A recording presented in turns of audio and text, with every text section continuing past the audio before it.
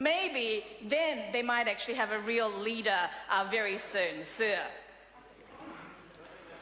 The time for this debate has expired.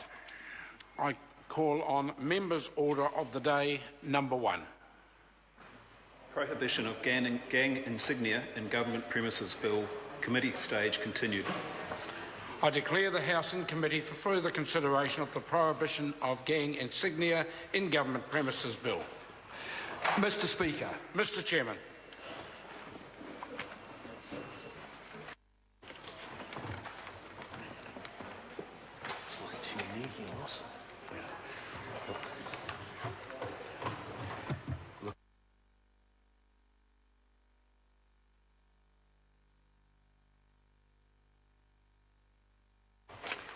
Good afternoon, honourable members. The House is in committee.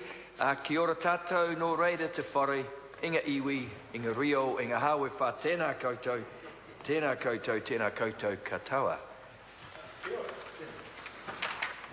Now, we are in committee for further consideration of the prohibition of gang insignia in government premises bill.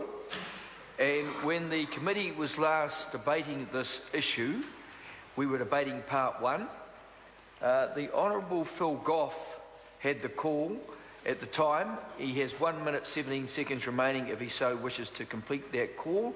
Otherwise, I would invite some other member to seek the call. The question is that part 1 stand part.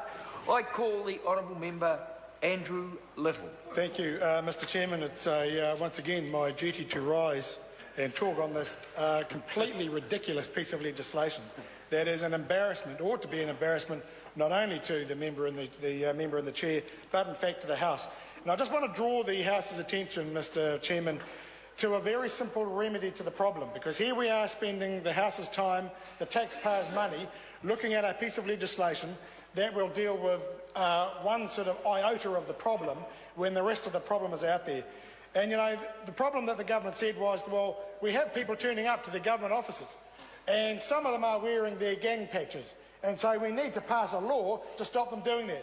Well, you don't have to look too far past today's New Zealand Herald, usually a very good newspaper, usually accurate in its reporting, at least on, general stories.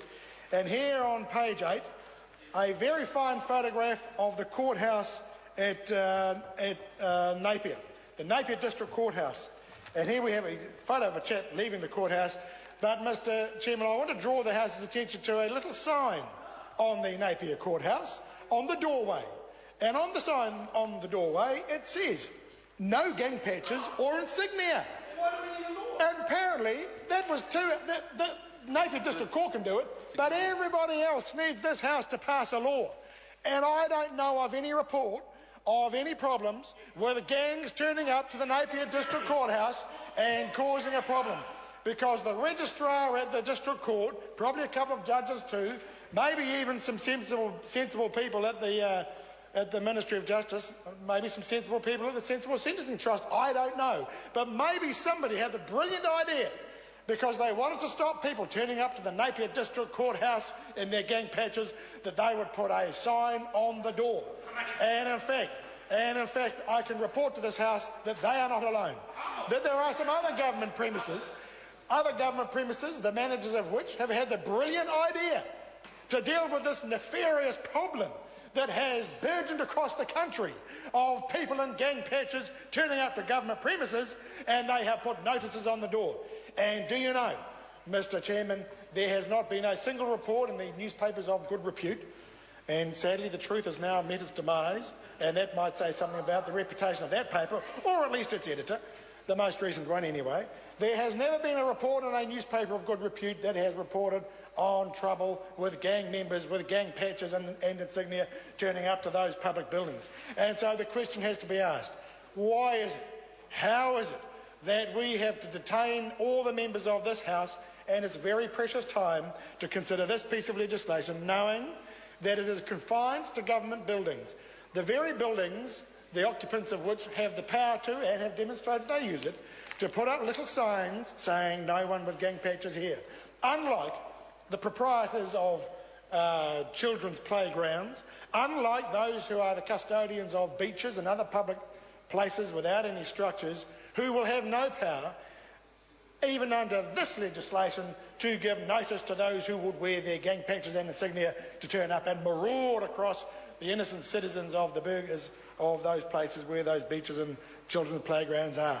Why, Mr Chairman, do we waste our time on legislation like this? This is window dressing.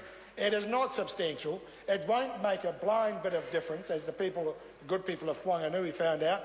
All they did was shift the problem somewhere else, and that's what this piece of legislation will do. If this government is serious about dealing with the problem of gangs, let us see a law that deals with the gang problem.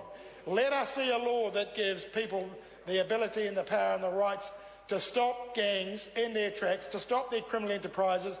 Let us assist the police with their powers to do that.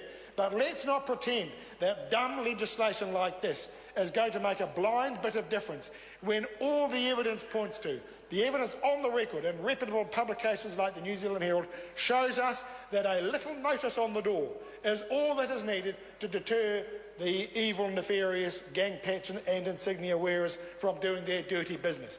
This is wasting our time, Mr Speaker and Mr Chairman, and that is why on this point, with this bill, knowing that it will achieve nothing, knowing that it will do nothing, we will continue to oppose it and wait for this government to do something sensible and meaningful about the real problem, which is about the criminal nature of gangs and the criminal enterprises that they undertake.